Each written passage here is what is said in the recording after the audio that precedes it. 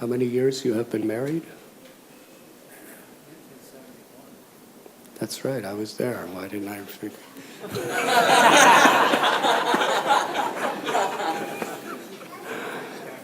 So it's almost 40 years.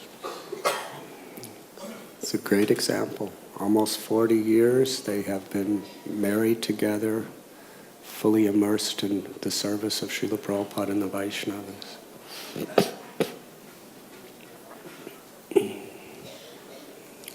And by their incredible devotional example, humility, and genuine, just sincerity, these qualities have been imbibed by Hari Priya and Rasamrita so beautifully. I'm so proud of both of them.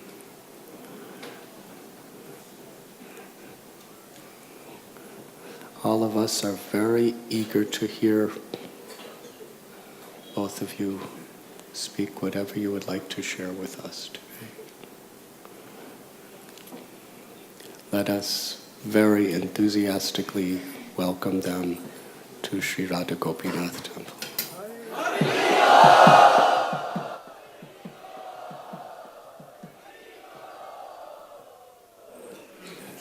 10 million times louder, please.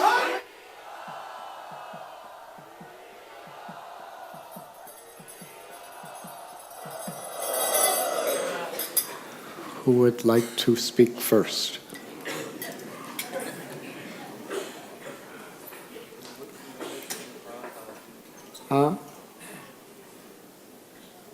We were with Srila Prabhupada once and he said, ladies first.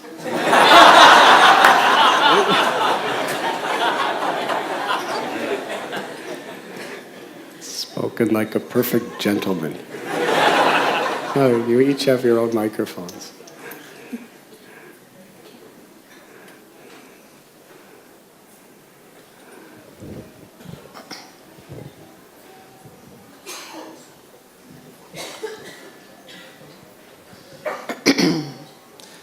Nama Om Vishnu Padaya Krishna Pristaya Bhutale Srimate Bhaktivedanta Swaminiti Namane Namaste Saraswati Devi Gauravani Pracharane Nirvase Sasunyavadi Paskyata Deshatarane Vanchakalpa Trivyascha Kripa Sindhu Bhyevacha Patitanam Pavanebhyo Vaishnavebhyo Namo Namah.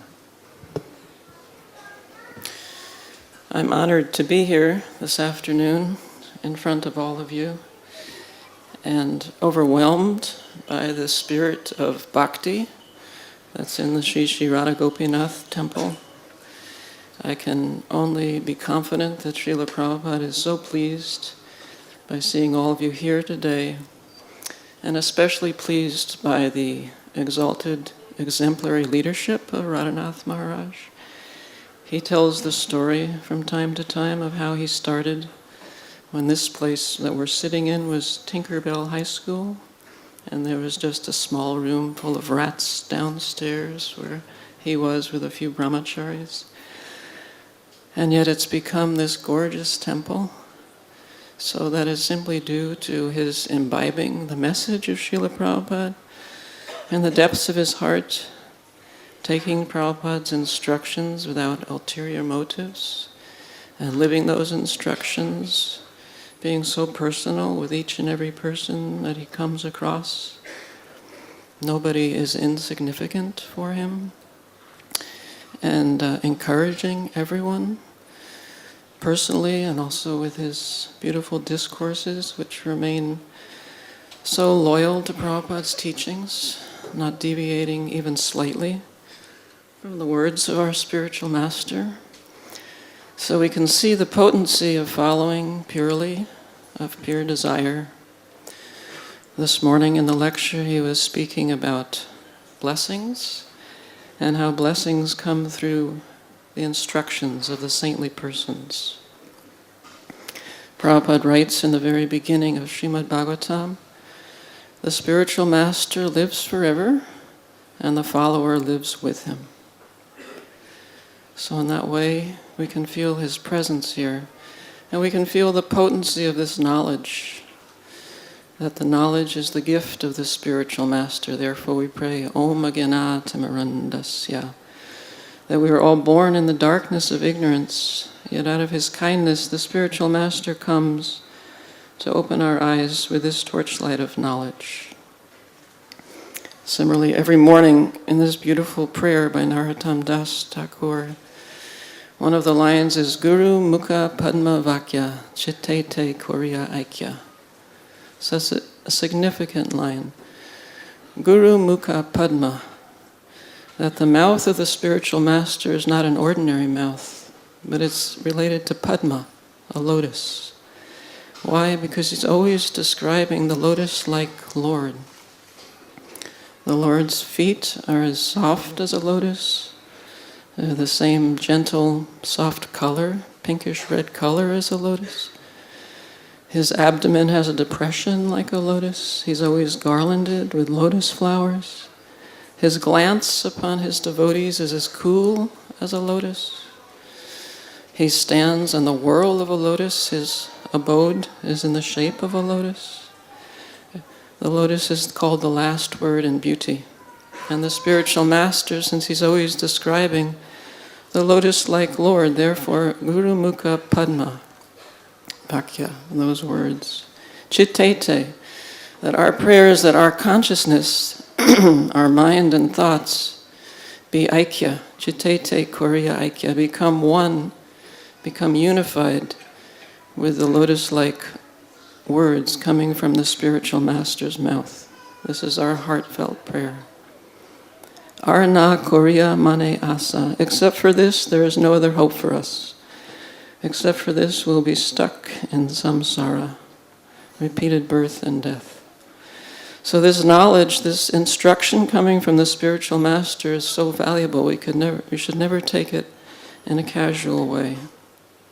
Right here in this temple, you can see the potency of this knowledge.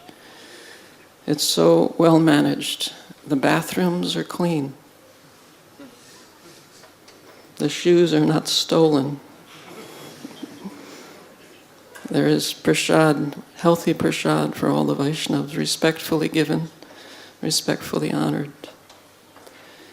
In every aspect, in every corner, of course, we have the gorgeous deities, beautiful deities, but the consciousness spreads to every corner because Shri Shri Radha Gopinath is the proprietor of every corner. And therefore, with that consciousness, there is no aspect of the temple which is without his awareness of him being there as the proprietor. So it's a very glorious thing.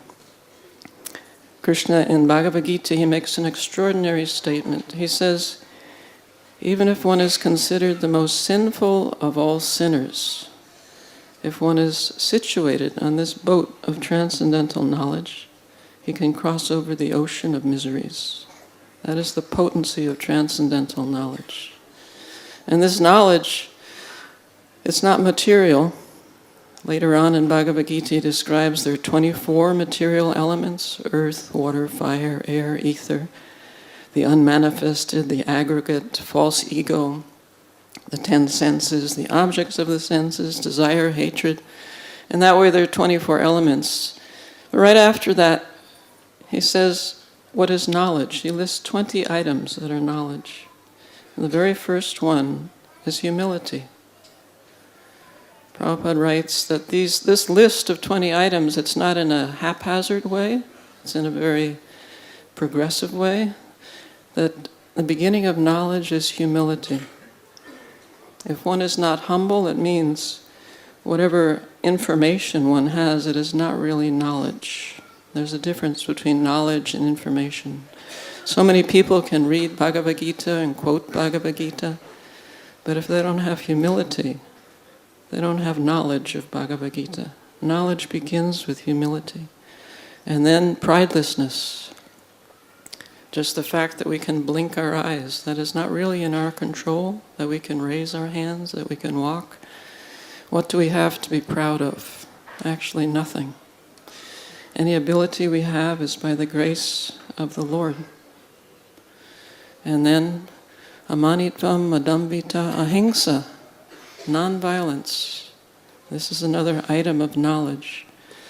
Not only non-violent to the body, certainly we want to be non-violent to the body, but also mentally non-violent, to encourage other people, not to bring them down.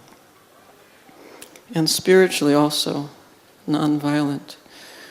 The worst violence one can do is to hamper the faith of another living entity, to in some way impede the progress, the progressive development of that person's faith. That is the worst of all violence. So in this way, another item is tolerance.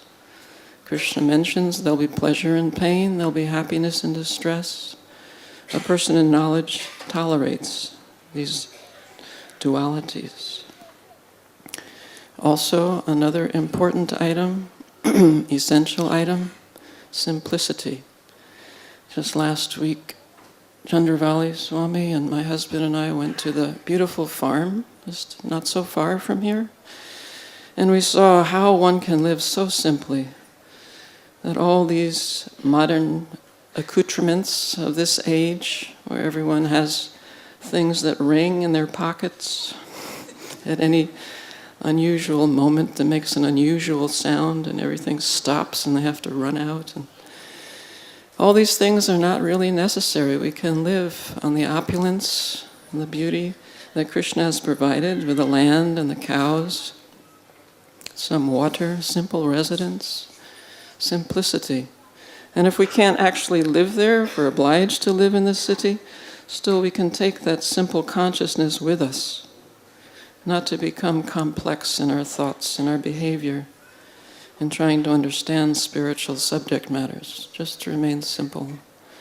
And then approaching a bona fide spiritual master.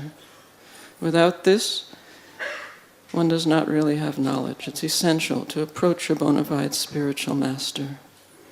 And what does the spiritual master teach? The next item, cleanliness. Krishna says cleanliness is an item of knowledge. Not only bodily cleanliness, but also cleanliness of the heart. To be straightforward in one's ordinary dealings, straightforward in the way one deals with money, straightforward in relating to other people. Part of cleanliness, interior cleanliness, exterior cleanliness. Steadfastness, another item of knowledge. Understanding the evils of birth, death, disease, and old age. This is actually knowledge. It's not what we get when we go to the ITT, is that what you call it here? What is it? IIT. That's not considered by Lord Sri Krishna as knowledge. These items are actually knowledge. And of all of them, the most important, the most essential is constant and unalloyed devotion to the Supreme Personality of Godhead, Lord Sri Krishna. If we have that, then these other items will come. And if we don't have that, these other items are of no particular value, Prabhupada says. But it goes on, actually, that one is always inquiring after the absolute truth. That was one of the qualities that we saw with Srila Prabhupada, that his talks, his discussions were never hackneyed or dry or predictable. It was always fresh.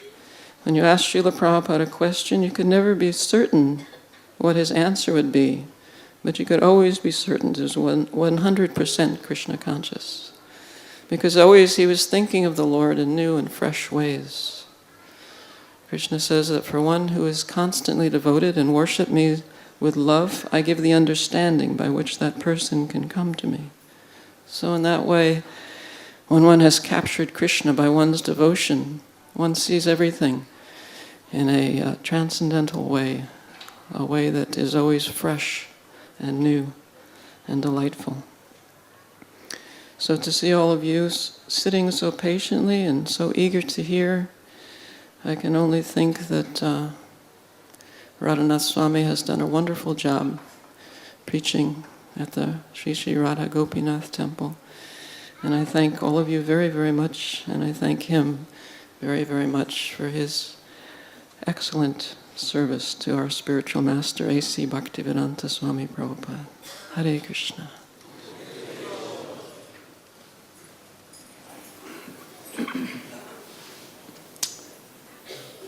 Nama Om Vishnumadaya Krishna Prasnaya Bhutale Srimati Bhaktivedanta Swami Iti Namane Namaste Saraswati Devi Gauravani Pachare Nirvishesha Shunyavadi Praskitare Sataline Jaya Shri Krishna Chaitanya Prabhu Nityananda Sri Advaita Gadadhar Sivasadi Gaura Bhaktavinda Hare Krishna Krishna Krishna Hare Hare Hare Rama Rama Rama Hare Hare. I'm not sure what to say after that wonderful talk by my good wife. That was beautiful. It encapsulated everything that I feel also.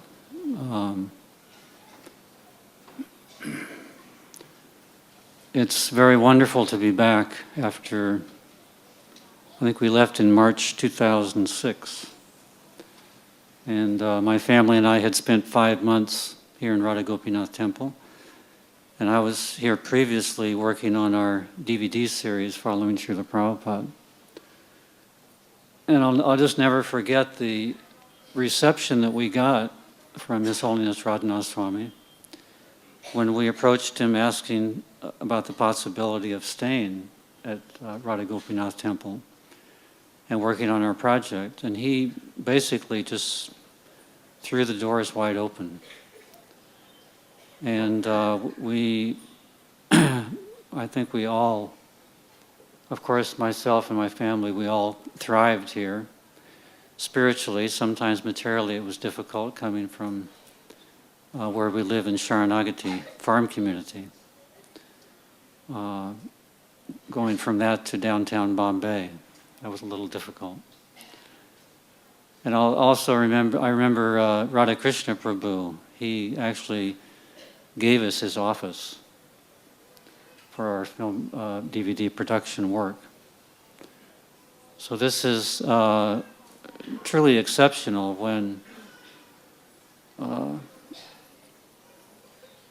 the greeting and the warmth and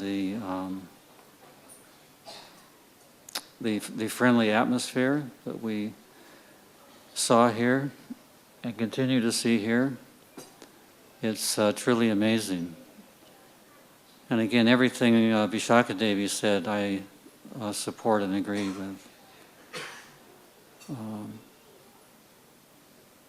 And sometimes because of, we've had experience after Srila Prabhupada left, some disappointing experience with leaders.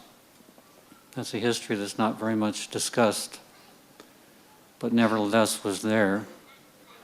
In the Srimad Bhagavatam, it's said that after the empowered spiritual master leaves, there is chaos.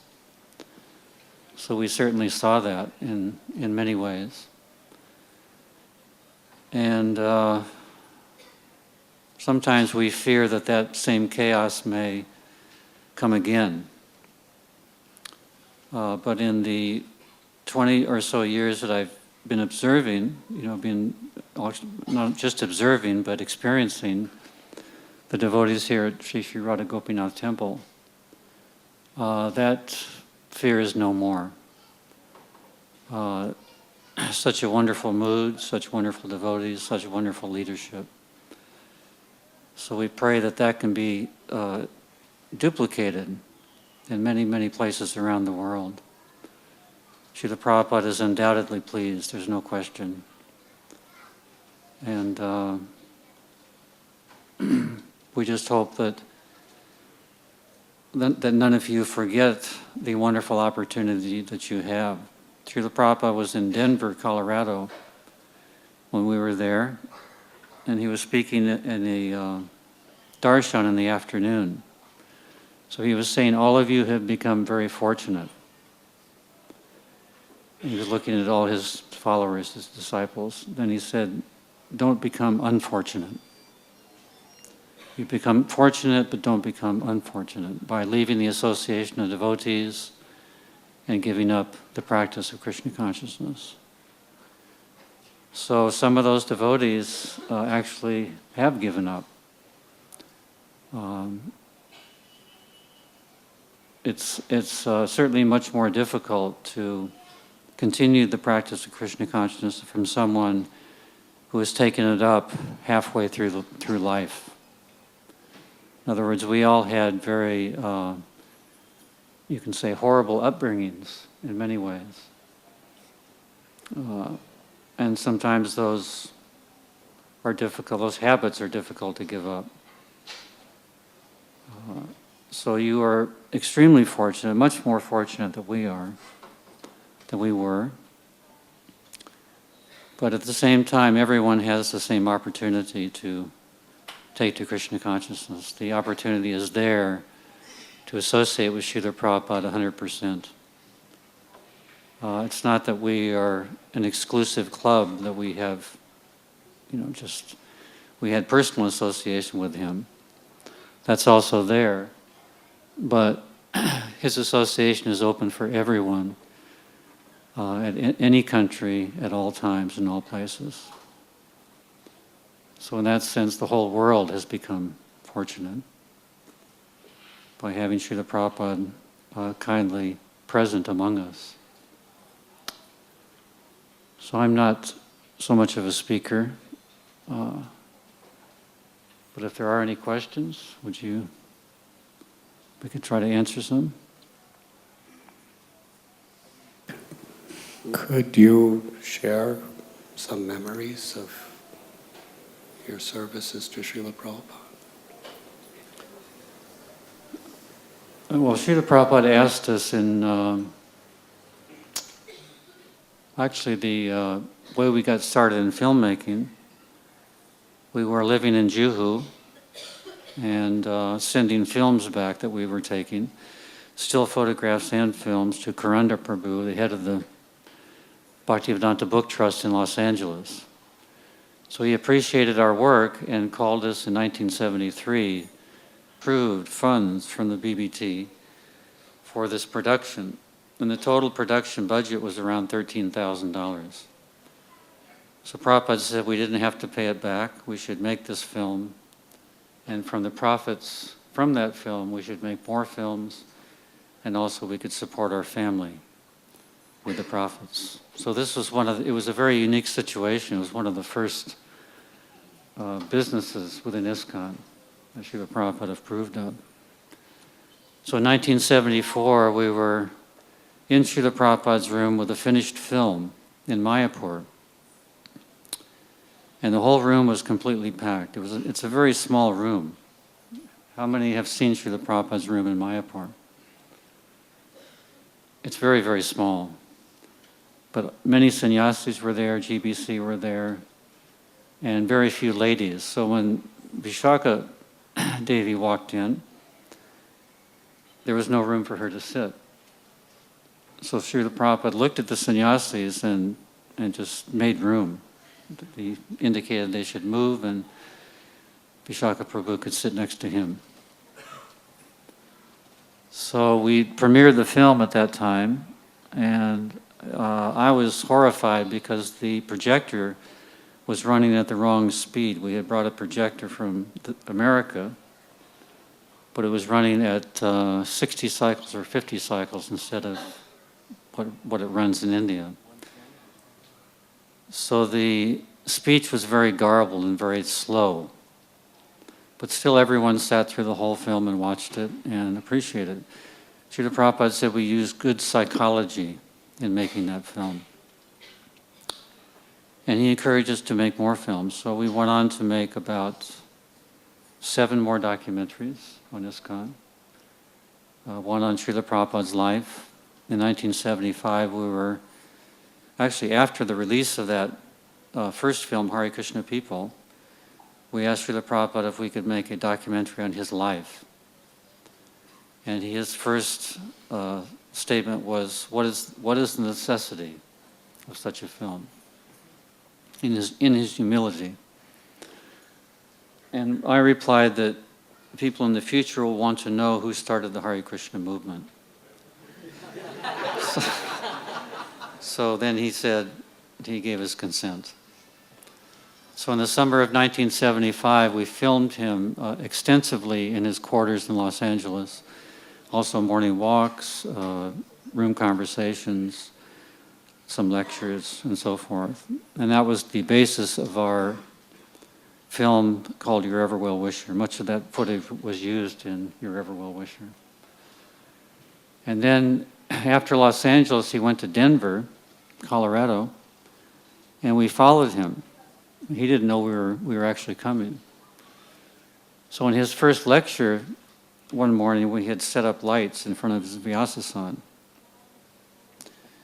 And Srila Prabhupada came out, the lights were on. He was a little bit annoyed. He didn't like the bright lights. And also his secretary, Brahmananda Swami, was annoyed that we had come because generally secretaries, Srila Prabhupada's secretaries did not like photographers. Because we were always hanging out, and sometimes there were flashes going off. And so after class, Srila Prabhupada called me into his room, and he said, whether I'm sitting here in Denver or in Los Angeles, what is the difference? Indicating what is the need for more filming. So we decided actually that I would stop the filming of Srila Prabhupada because he thought it was enough. But Srila Prabhupada was concerned what we would do next. That was his first concern. So we mentioned that that Kirtanananda Swami wanted to film on New Vrindavan. So it was decided we would go there and make a film on New Vrindavan. So that film was also produced, and the next year in Los Angeles, we premiered that film for Srila Prabhupada. It was a wonderful premiere.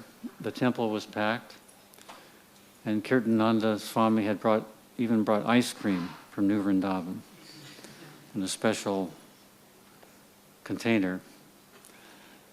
So it was the most, actually for a filmmaker, the biggest joy is the first screening of the film premiere. So we were so honored to have Srila Prabhupada present at the premiere of the Hare Krishna People, Brilliant as the Sun, which was a film on book production that we produced, and Spiritual Frontier, of course, and then Spark of Life, which was a documentary on the teachings of Bhagavad Gita. It was a dramatic 30-minute program.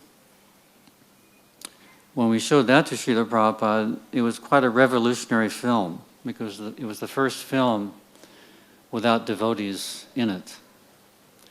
It was two college students in a college setting discussing Bhagavad Gita. So when Srila Prabhupada saw that film, there were others in the room, His Holiness Bhakti Sri Damodar Maharaj and Tamal Krishna Goswami. They were also there. So Tamal Krishna Goswami said, this is a very unusual film.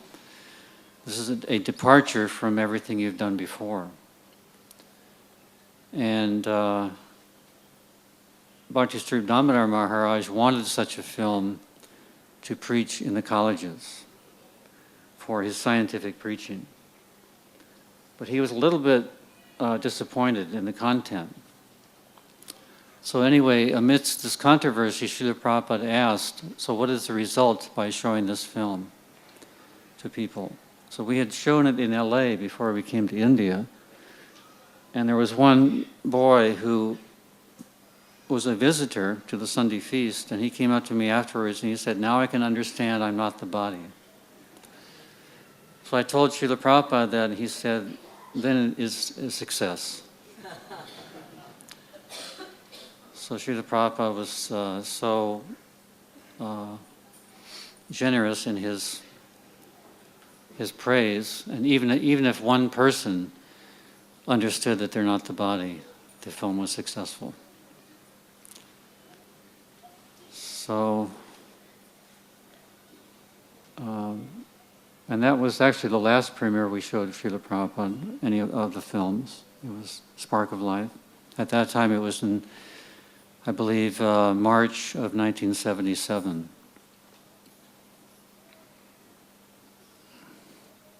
Would you like to add anything? Well, regarding the first film, the Hare Krishna People, some time after it was shown we were visiting, taking pilgrimage to Tirupati with Srila Prabhupada. And we were going on a morning walk in Tirupati. And Prabhupada somehow started thinking about that film and talking about it. And he said, in the film, there's a sequence on New Vrindavan, and in that sequence, there are cows that are coming down a hill in slow motion while their music plays. So Prabhupada said, those cows, why are they floating?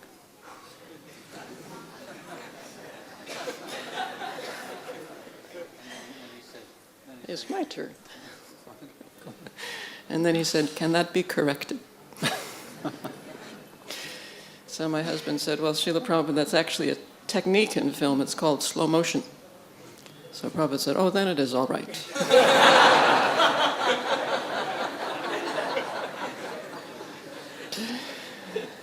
When he was a boy, apparently, he used to see Charlie Chaplin films, Srila Prabhupada. But perhaps they didn't have slow motion at that time, so it was something new for him. There was another occasion, a morning walk in Vrindavan, India. Well, I could say in Tirupati also, there were some cottages that Prabhupada walked by, and he told me to take pictures of those cottages and send them to Radhanath Swami, which I did.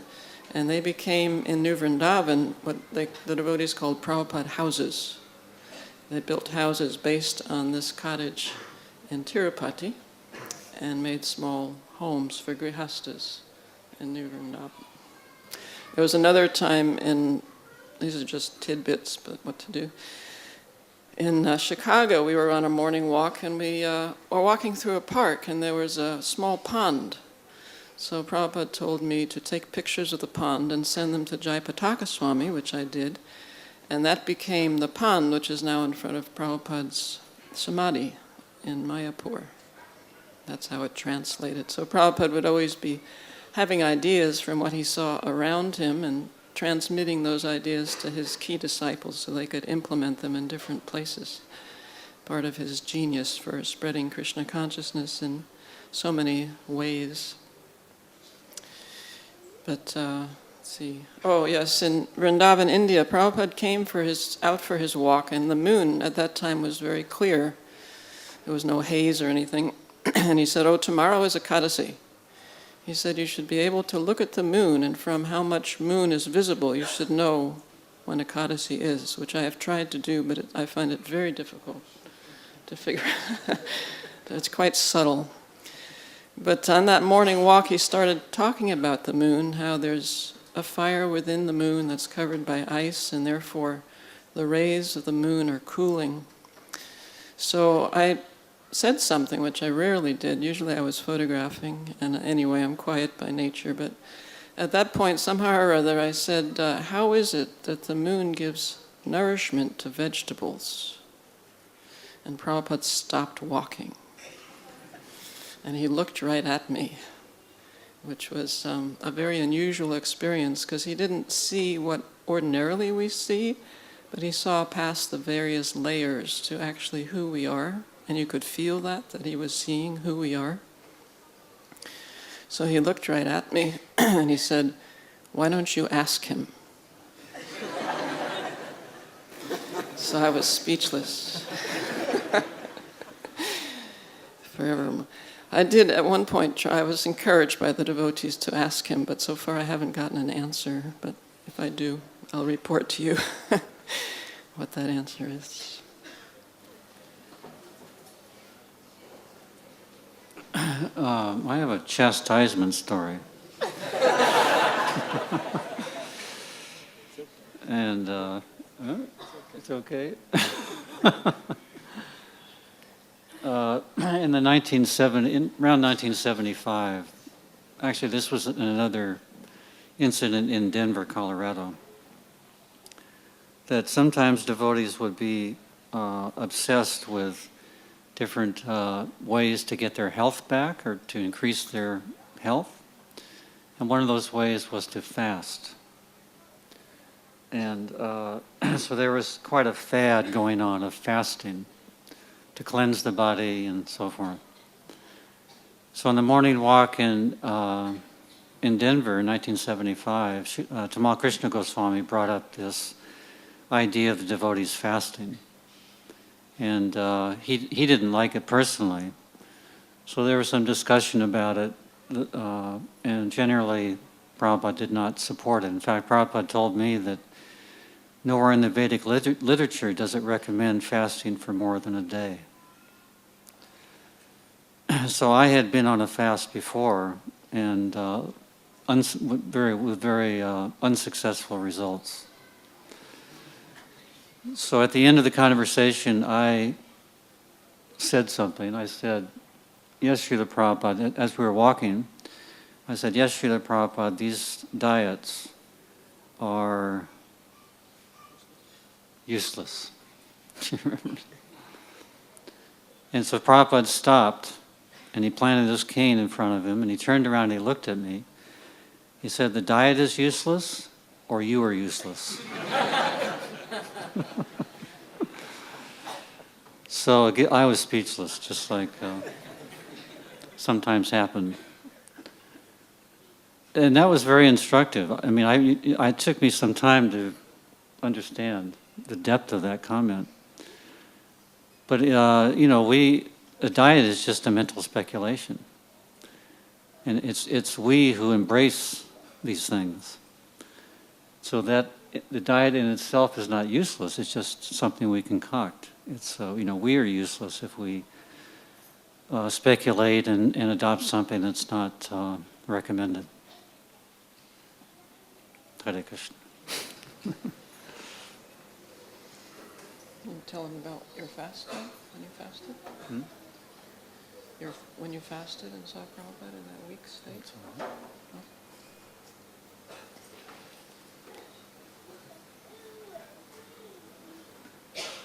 Anything else?